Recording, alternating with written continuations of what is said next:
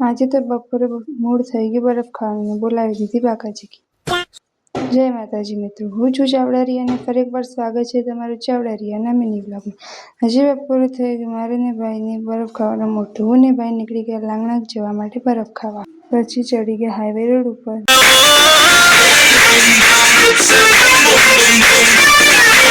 આ મિત્રો જોઈ શકો છો, આ છે સારડી મહાદેવનું મંદિર.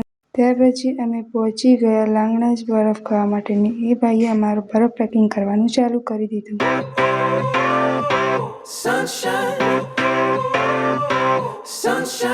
ગાઈસ, અમારો બધો જ બરફ ફાઇનલી પેકિંગ થઈ ગયો અને પછી હું ને ભાઈ નીકળી ગયા ઘરે જવા માટે. રસ્તામાં પેટ્રોલ પણ પુરાવી દીધું.